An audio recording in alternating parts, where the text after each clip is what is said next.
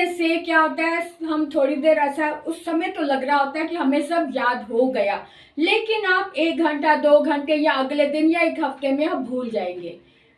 और ये ना भूलो, यानी कि जो आप समय लगा रहे हैं ये समय हमेशा के लिए आपके लिए बंध जाए, उसके लिए जरूरी है कि आप अपने हाथ में कॉपी पेन लेकर ये उदाहरण उसमें लिख कर याद करें। जो जो मैं बता रही हूँ, जैसे मैंने लिखा है ऐसे आप भी लिखें और लिख कर फिर से उसको अपने दिमाग को, अपने आप को समझाओ कि इसमें अच्छा ये ई आया है, ई के बाद ऊ आया है इसलिए यू बन गया, ई के बाद अ आया है इसलिए य बन गया। ये चीजें जब आप लिख कर पढ़ेंगे तो हमेशा के लिए याद हो जाएगा, कभी भी नहीं भूलोगे। ये आजमा लो, ये आजमा लो कभी भी, पूरी जिंदगी के लिए अगर आपने याद रखना। तो बच्चों, आज मैं यण संधि आपके सामने लेकर आई हूँ। यण संधि में किस तरीके से नियम को देखा जाता है, नियमों का ध्यान रखा जाता है, आज हम वो सीखेंगे। इससे पहले मैंने आपको गुण संधि, दीर्घ संधि और वृद्धि संधि बताई थी और उसकी प्रैक्टिस भी करवा दी थी। उससे रिलेटेड विकल्पीय प्रश्नों का भी मैंने अभ्यास कल करवाया था कि किस तरीके से आजकल प्रश्न आते हैं। तो अब हम आगे देखेंगे, यण संधि के बारे में सीखेंगे बारीकियां। सबसे पहले इसके नियमों पर बहुत अधिक ध्यान दीजिए और फिर उसके बाद जो मैं पहचान बताऊंगी आप उसे भी ध्यान से देखें और हमेशा याद रखिए कि इसकी पहचान क्या है, किस कारण से हम समझ जाएंगे कि ये यण संधि है। ये जरूर ध्यान से देखें।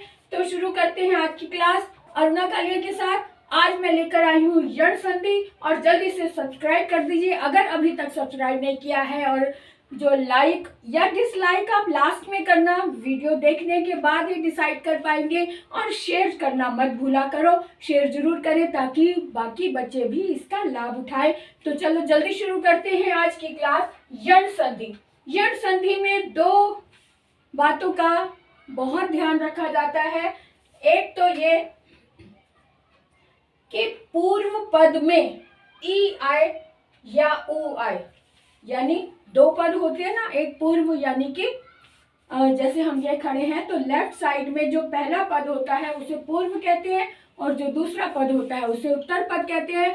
तो पूर्व पद में यदि ई आया है, ई या ई आया है तो य बन जाता है, और यदि पूर्व पद में उ या ऊ आया है तो व बन जाता है। ये दो बातें आपने ध्यान रखनी है। और एक बात और है कि अगर ई और ऊ तो होता ही है, साथ में री की भी बात बताऊंगी, वो मैं बाद में बताऊंगी। अभी आप ध्यान में रखो, लेकिन अभी आप ये सीखो कि पहले ये सीख लेते हैं तो फिर हम अगला स्टेप भी देखेंगे।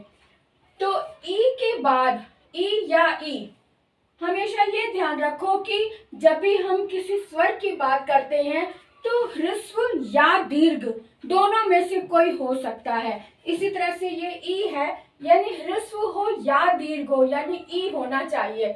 ई के बाद ऊ आता है या ऊ आता है, ह्रस्व ऊ है या दीर्घ ऊ है तो ई से य हो जाता है। अगर ई आया है तो य बन गया, और इसके बाद जो भी स्वर आया है वो उसके साथ मात्रा के रूप में ऐड हो जाएगा। जैसे ई के बाद ऊ आया है तो य बन गया, ई से य बन गया, और ऊ है तो छोटा ऊ की मात्रा लग गई, बड़ा ऊ है तो बड़े ऊ की मात्रा लग गई। बस सिंपल मात्रा के रूप में ये स्वर आ जाएंगे जो उत्तर पद में आए हुए हैं। इतनी सी बात है कि ई है तो य बन गया, ऊ है तो व बन गया। बस इतना ही याद रखना है कि पूर्व पद में अगर ई आया है तो य बन जाएगा, और उसके बाद जो भी स्वर आया है वो उसके साथ मात्रा के रूप में लग जाएगा। जैसे ई के बाद ऊ है तो यू बन गया,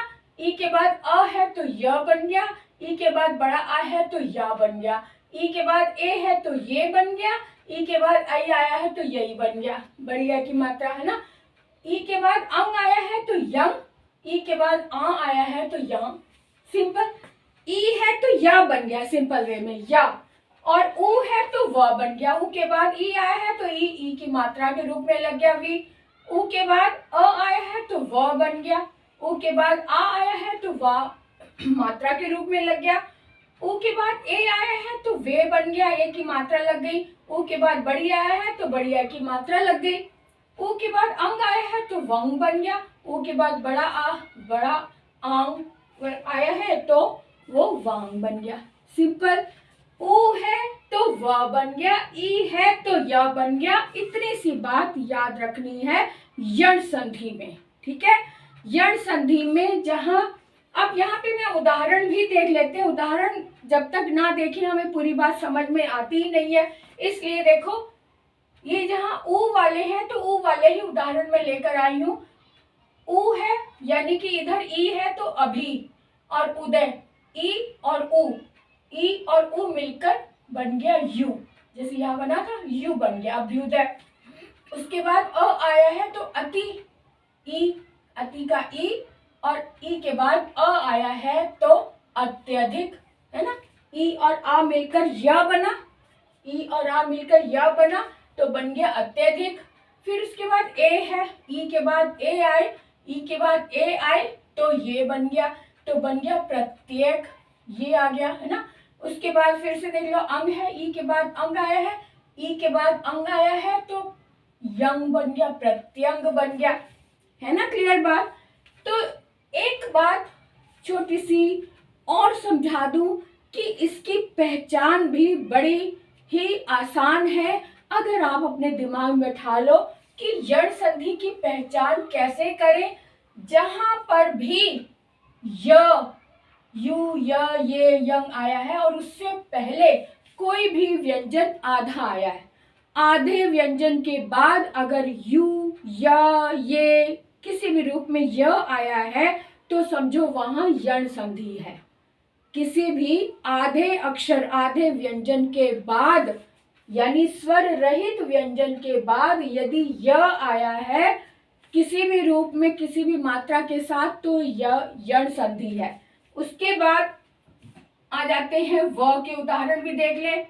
उ के बाद हमारे पास हमने बताया था कि ई आए तो वी बन जाता है, उ के बाद अ आए तो वो आ बन जाता है, उ के बाद ए आए तो वे वही बन जाता है, उ के बाद अंग आए तो वंग या वांग बन जाता है।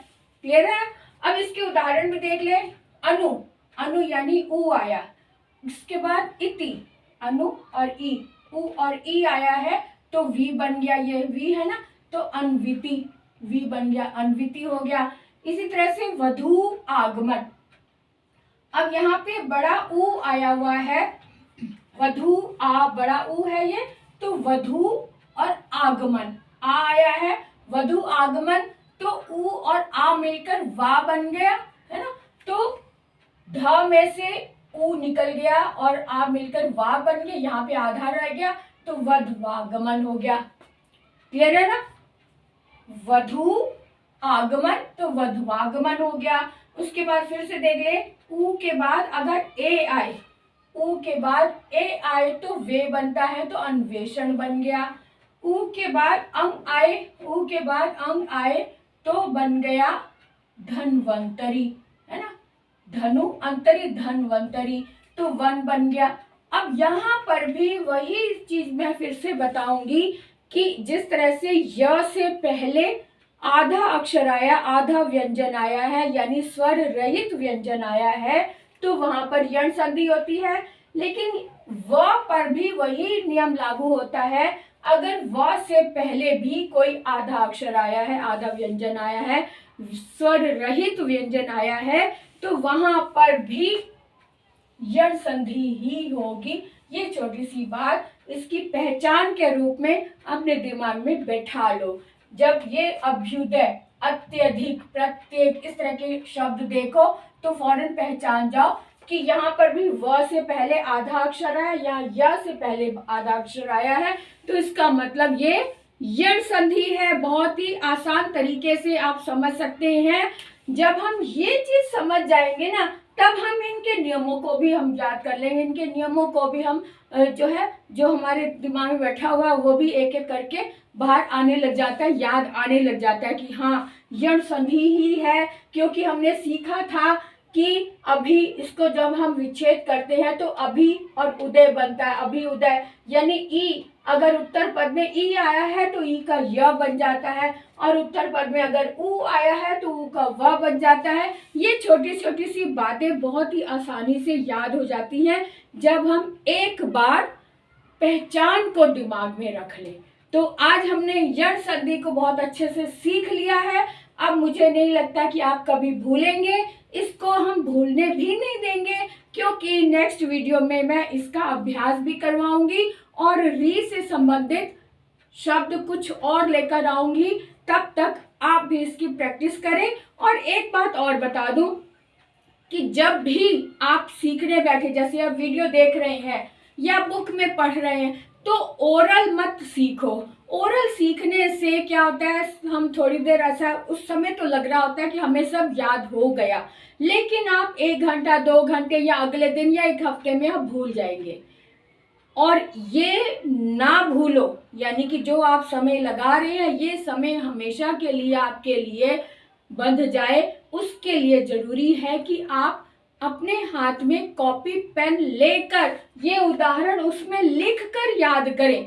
जो जो मैं बता रही हूँ, जैसे मैंने लिखा है ऐसे आप भी लिखें, और लिख कर फिर से उसको अपने दिमाग को, अपने आप को ही समझाओ कि इसमें अच्छा ये ई आया है, ई के बाद उ आया है इसलिए यू बन गया, ई के बाद अ आया है इसलिए य बन गया। ये चीजें जब आप लिख कर पढ़ेंगे तो हमेशा के लिए याद हो जाएगा, कभी भी नहीं भूलोगे। ये आजमा लो, ये आजमा लो कभी भी, पूरी जिंदगी के लिए अगर आपने याद रखना है तो लिख कर याद करो, लिख कर प्रैक्टिस करो। और लिखने के बाद जब आप किसी और बच्चे को पढ़ाओगे, जब आप किसी अपने क्लासमेट को या अपने छोटे भाई बहन को यही चीज रिपीट करोगे तो आपके दिमाग में ये नियम जो हैं वो पक्के हो जाएंगे, कभी भी नहीं भूलेंगे। तो आज से, अभी से अपनी प्रैक्टिस लिख कर याद करें, लिख कर करें। तो मुझे लगता है आपको मेरी बात समझ में आ गई है। तो अगले वीडियो तक के लिए विदा लेते हैं, बाय बाय।